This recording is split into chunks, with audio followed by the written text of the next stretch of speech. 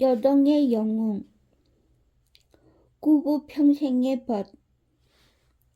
대장군 우왕은 정말로 우직한 충신이며 또한 깊은 인내심과 조심성을 가진 성실한 인물이었다. 다만 그에게는 작고 작은 하나 욕심이 있었다. 비어버린 요동성에 제 이름이 적힌 작은 깃발 하나를 꽂으리라. 장군으로 보낸 평생의 작은 마침표 하나를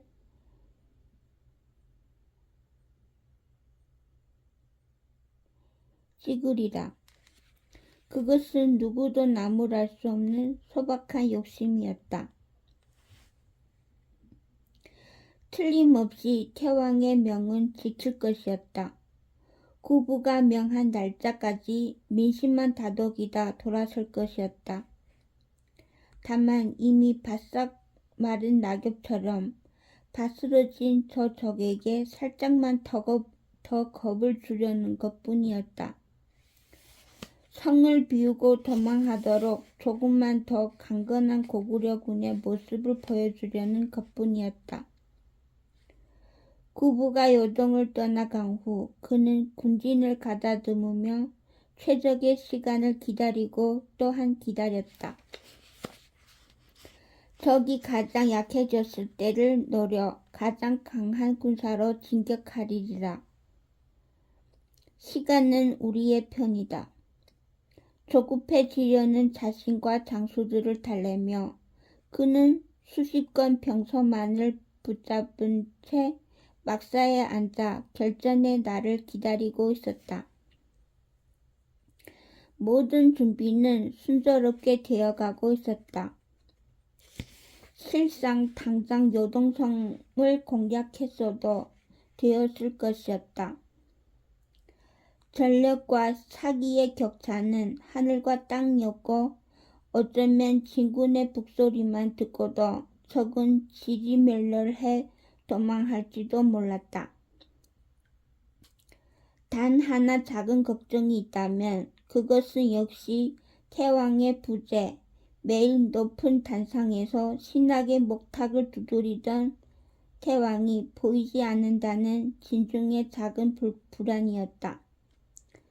그러나 우왕은 성실하게 태왕의 명을 지켰고 그 누구에게도 비밀을 밝히지 않았다. 가끔 높은 장수들이 찾아와 태왕의 거취를 물었을 때에도 그는 오늘 아침에도 태왕을 배워노라. 나를 제외하고는 일체의 면회를 불허한다는 명이 있으셨다. 거듭 박힐 뿐이었다. 그는 고집스럽도록 충직했고 당신의 부재를 비밀로 하라는 태왕의 명을 끈덕지게 성실히 지켰다. 조심과 조심으로 점철된 나날들, 그 어느 하루에 일이 터졌다. 고구부의 목을 베었다. 노동성에 심었던 간세들은 그런 턱없는 소문을 들어 전해왔고 성벽에는 태왕의 것이라며 시체가 매달렸다. 가짜는 헛소문에 왕은 한껏 웃어터쳤지만 다른 이들은 그렇지 못했다. 언제부터인가 보이지 않는 태왕, 그리고 태왕이 죽었다는 소문. 오래 참고 기다렸던 그들은 이제는 태왕의 얼굴을 보아야만 했다. 그러나 이 모든 소문을 그저 일축한 우왕은 헛소문을 퍼뜨리는 자의 목을 치리라고만 엄포를 놓았으며 그 태도는 도리어 소문을 더욱 키워놓았다. 태왕 폐하를 베어야만 하겠다. 결국 시체가 걸린 지 사나흘 만에 태왕의 막사 앞에는 높은 장수 여럿이 모여들어 그리 외쳤다. 가짜 막사 앞에 모여든 그들은 소리 높여 태왕을 부르며 면회를 청했고 막사를 지키는 호위들은 어쩔 줄 모른 채 그들을 막아서다 달려가 우왕에게 그 사실을 고했다. 이 무슨 짓들인가. 폐하를 배워야만 하겠소. 일체의 면회를 허하지 않으신다 하셨는데도, 아니 이제는 대장군을 믿을 수 없어. 이토록 흉흉한 소문이 진동하는데도 막사에만 두문불출하실 이유가 없어. 내 두 눈으로 폐하를 직접 뵌 뒤 벌을 청하겠소. 막무가내로 밀고든 장수들은 호위들을 제치고 거칠게 막사의 문을 걷었다. 아, 태왕은 없었다. 태왕이 의자에는 이름 모를 병사 하나가 앉아 겁먹은 눈으로 밀려온 장수들을 어쩔 줄 모른 채 바라보고만 있었다. 의심을 확인한 장수들은 이제 어쩔 줄 모른 채 안절부절 못하는 우왕의 검게 죽어버린 얼굴에 사나운 눈길을 모았다. 흥분한 숨소리가 커져가는 가운데 우왕은 두 팔을 내저었다. 사실 이것은 어찌된 일이요. 대장군, 사실만 말하시오. 이것은 아무 말도 하지 못하는 우왕을 노려보는 장수들 사이에서 한 신중한 표정의 장수가 나섰다. 그는 팔을 벌려 성난 장수들을 제지하며 차분히 말했다. 잠시 멈추시오. 폐하께서는 원체 알 수 없는 일을 많이 하시는 분이십니다. 지금의 이 상황 또한 폐하의 이 기행에 따른 것일 수도 있는 터 지금은 대장군을 믿고 침착해야만 합니다. 다들 아시다시피 대장군은 고구려의 그 누구보다 충직하고 정직한 분이 아닙니까? 사실이었다. 우왕이 충직함과 정직함이야 의심할 여지가 없는 것이었고 격분했던 여타 장수들은 잠시나마 억지로 마음을 가라앉히고 우왕의 말을 기다렸다. 신중한 장수가 말을 이었다. 대장군, 지금만큼은 있는 그대로 사실을 말씀해 주십시오. 위기가 아닙니까? 함께 대처합시다. 우리 모두가 고구려의 충성스러운 장수들입니다. 하다못해 비밀이 있다면 폐하께서 모종의 계략이 있어 떠나신 것이라면 그저 그렇다고만이라도 말씀해 주십시오. 우왕은 갈등했다. 닥쳐온 위기 앞에 사실을 말할 것인가? 거짓심이 빤히 보일 터에도 태왕의 당부를 끝까지 지킬 것인가? 절충하여 높은 장수들 몇몇 체계라도 진실을 터놓았으면 좋으련만 그는 유연하지 못한 인물이었고 또한 미련하리만치 충직한 인물이었다. 한참을 갈등하던 그는 결국 곧대로만 태왕의 명을 따르기로 결심했다. 궁색한 목소리가 이어졌다. 물러가라. 폐하께서는 잠시 외출하신 것뿐이다. 곧 돌아오실 것이다. 내가 오늘 아침에도 직접 뵈었다. 장수들의 얼굴이 일그러졌다. 누구 하나 믿는 이가 없어 가만히 우왕을 빤히 바라보다 등을 돌려 돌아갔다. 없는 태왕이 돌아올 리가 없었으니 한나절이 지나도록 우왕의 말은 지켜지지 않았고 걷잡을 수 없이 퍼져나간 소문은 장수들마저 사실로 믿게 되었다. 진중에는 태왕이 없었으며 전직에는 태왕의 시신이 걸려 있었다. 진중에는 태왕이 없었으며 적진에는 태왕의 시신이 걸려 있었다. 오로지 우왕만이 사실이 아니라며 앞뒤 맞지 않은 공허한 병명만을 거듭했지만 그는 이미 고구려 진영에서 가장 유명한 거짓말쟁이가 되어 있었다. 태왕이 잡혀 죽었다. 손에 쥔 창과 칼을 떨어뜨리며 우두커니 서서 멀리 여동성에 걸린 시신만 바라보는 군사가 태반이었으며 장수들은 군조를 부리기는커녕 스스로도 어쩔 줄 몰라 헤맬 뿐이니 그리도 굳건했던 고구려 진영은 일순간에 주저앉았다. 어제까지만 해도 승리만 생각하던 군사 모두가 이미 패배한 것과 같은 삭막함 속에 사기를 잃고 있었다. 사실 폐하께서는 평양에 다니러 가셨다.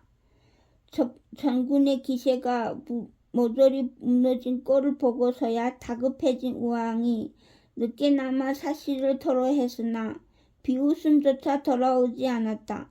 가장 가까운 부장조차 믿지 않고 고개를 절레절레 저으며 한숨만 쉴 뿐이었다. 그는 도리어 이 순진한 대장군에게 충고를 건네어 왔다. 대장군, 오로지 대장군밖에 몰랐던 비밀 중의 비밀을 적이 어찌한단 말입니까? 무슨 소린가? 폐하의 부재란 좌장군도 우장군도 저도 몰랐던 사실입니다. 대장군만 아셨단 말입니다. 한데 적이 어찌 알았겠습니까? 대장군께서 적에게 말씀이라도 해주셨습니까? 그게 아니라면 적이 폐하께서 없다는 사실을 어찌 알고 저리 허위로 선전을 벌인단 말입니까? 우리는 다 모르는 걸 적이 어찌 안단 말입니까? 뭐라? 너 무슨 말을 하려고? 마치 우리가 모용수를 잡아 죽였다고 선전하는 꼴이 아닙니까? 그래, 모용수가 얼굴 한번 내비치면 다 깨어질 일을 계략이랍시고 내겠습니까? 모두가 전부가 사실이 아니고서는 낼 수 없는 계략이 아닙니까? 우왕은 일순 얼굴이 하얗게 질린 채 몸을 떨었다. 핏기가 사라진 얼굴로 그는 부장을 노려보며 물었다. 너 지금 무슨 말을 하려는 것이냐? 정말로 적군이 폐하를 붙잡지 않고서는 꾸밀 수 없는 계략이라는 말입니다. 만약 대장군의 말씀이 사실이라면 혹시 폐하께서는 평양으로 가시는 길에 적에게 붙잡혀. 갑자기 우왕은 평생의 그 온화하고 부드러운 태도를 일거에 거두고 성난 소리를 외치며 부장의 뺨을 철썩 소리가 나도록 후려쳤다. 그러고는 다리에 힘이 풀려버렸는지 풀썩 주저앉으며 소리쳤다. 그럴 리가, 설마 그럴 리가. 부장은 붉게 부푼 뺨을 비비며 주저앉은 우왕을 흘낏 쳐다보고는 이내 막살을 나가버렸다. 홀로 남은 우왕은 바닥에 주저앉은 채 그럴 리가 없다며 혼잣말만을 중얼거릴 뿐이었다. 몇 번이나 부장의 말과 그간의 사건을 돌이켜보던 그는 결국 구부를 외쳐 부르며 뜨거운 눈물을 주르륵 쏟아냈다. 부장의 추측은 논리적이었다. 사실이었다. 누구도 알 리 없고 알 수 없는 구부의 부재를 적이 안다면 그것은 적의 말이 사실이기 때문이었다. 그는 오열하며 태왕을 연신 소리쳐 불렀다. 뱃속 장기를 다 토해놓듯 울부짖는 소리가 막사 밖까지 온통 밤새도록 울렸다. 소문을 믿지 않았던 최후의 일인이 우왕이었다. 그렇게 태왕의 죽음은 틀림없는 사실이 되어가고 있었다. 여동성의 성문이 열린 것이 그 즈음이었다. 열린 성문으로 나선 군사의 선두에서 달려오는 모용수의 말에는 시체가 매여 있었다. 흙바닥에 끌리며 더럽혀지고 해졌으나 시체에 입혀져 있는 것은 구부가 즐겨 입던 그의 복색이었다. 모용수는 고구려 진영으로 바람처럼 말을 달려오며 크게 외쳤다. 붙여라 했느냐? 이 모용수가 그 부처를 베었노라. 검게 칠해진 사실투구를 내려쓰고 긴 창을 비껴든 그는 마치 저승사자처럼 전장을 달렸다. 힘없이 쏘아진 화살 몇 대를 비켜나며 달려온 그는 고구려 장수 2~3명을 각기 한 창씩 찔러 쓰러뜨렸다. 그를 아는 모두가 입을 모아 외치기로 과거 모용 외의 경지에 가장 근접한 무인이라는 그였다. 단지 창 한 번 찌르는 모습에도 격이 다른 무게가 있었고 한순간에 위압감에 질려버린 고구려 장수들은 누구도 그의 앞에 나서지 못했다. 활 잡은 공사들조차 활을 쏘아낼 마음을 잃은 채 주저앉아만 있었다. 감히 맞서지 말라. 꿇어 엎드려 목숨을 구하라. 그렇게 모용수와 그의 뒤를 따르는 군사들은 성난 파도처럼 고구려 군진으로 내달렸다. 구부의 죽음.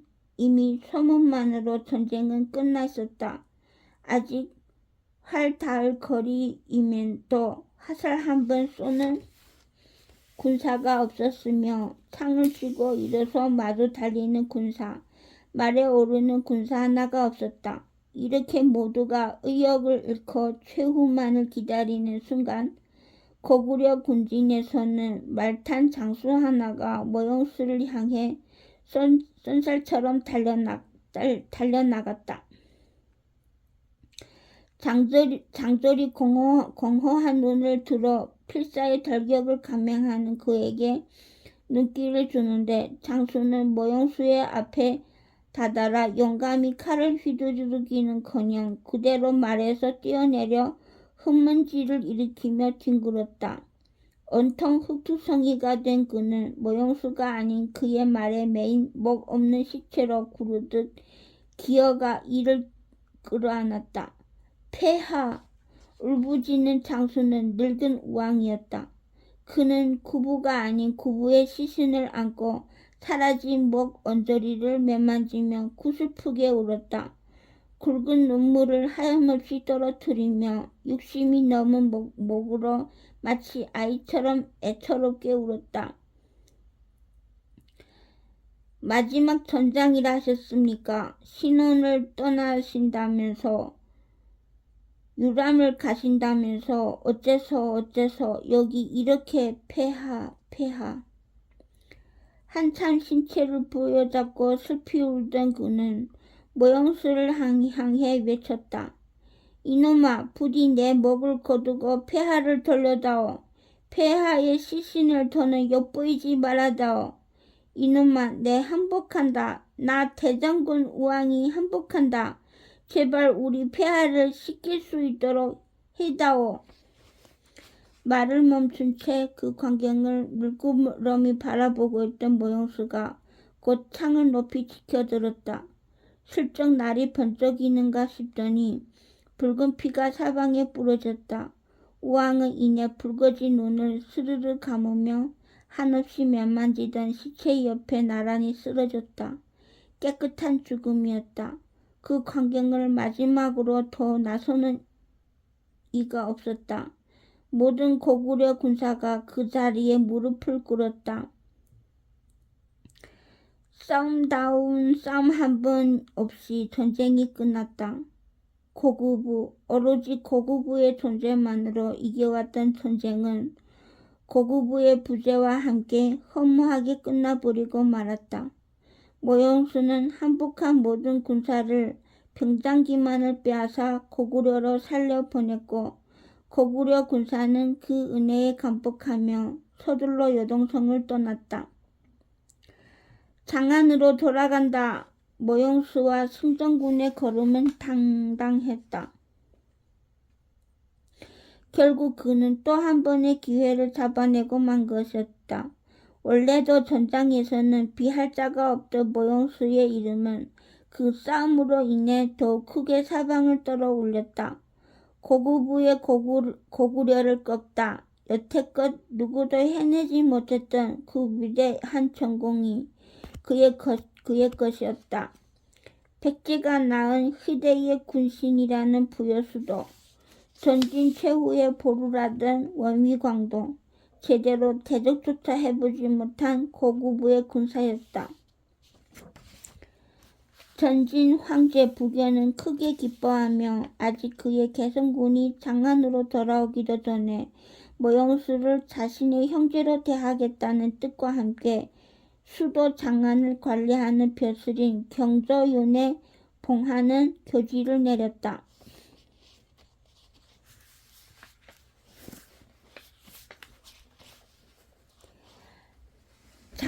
장군. 그리고 요동을 떠나 장안으로 돌아가는 날 모용수의 군영에는 작은 소동이 있었다. 신분을 나타낼 관모도 투구도 쓰지 않은 젊은 장수 하나가 반드시 모용수를 보아야겠다며 난동을 부린 것이었다.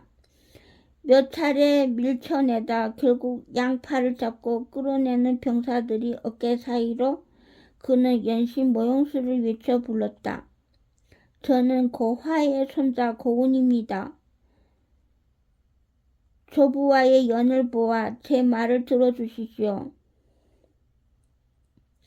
고화는 본래 모용황 시절에 끌려왔던 고구려 왕족 출신의 벌모였으나 돌아가기를 스스로 거부해 연에 뼈를 묻은 이였다. 그리 잦은 왕래가 있던 인연은 아니었지만 모용수는 손을 들어 병사들을 물리치고 그를 가까이 오게 하였다. 그 손자라면 모용수에게도 나름 의미가 있는 인물이었다. 무엇이냐, 나와 내 조부의 인연을 팔아 나의 군영에 임관하려는 것이냐. 바로 본론을 묻는 모용수에게 고운은 씩 웃으며 답했다. 실은 그랬습니다. 본래는 그랬지요. 거기에 더하여 바로 이 전쟁을 풀어 중히 등용되려 했습니다. 하나 장군께서 이미 승전을 거두셨으니 저는 훗날을 기약해야 하게 되었습니다. 뻔뻔하리만치 솔직한 말과 시원시원한 단념에 모용수는 약간의 관심을 두었다. 하면 어째서 오늘 나를 찾았는가? 다음에는 이처럼 만나지 않을 것인데. 훗날에 씨를 심기 위해서입니다. 장군께서 10년 내에 이 땅에 다시 오게 되시거든. 그리고 동쪽으로도 서쪽으로도 가지 못하게 되시거든. 그때는 반드시 소관을 찾아주십시오.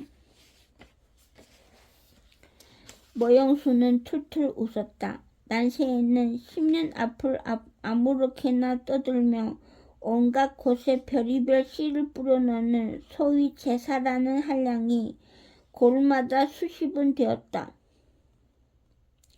앞에 이 고운이라는 작자도 사사로운 인맥을 빌어 애매한 말로 씨를 뿌려두려는 불효인 것이었다.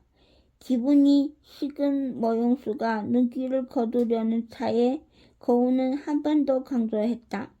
잊지 마십시오, 장군. 동쪽으로도 서쪽으로도 가지 못하게 되시거든 이 고운을 찾으셔야만 합니다. 더 듣기 싫어진 모용수는 고개를 끄덕이며 고운의 어깨를 두드렸다. 그리고 다소 건성으로 답했다.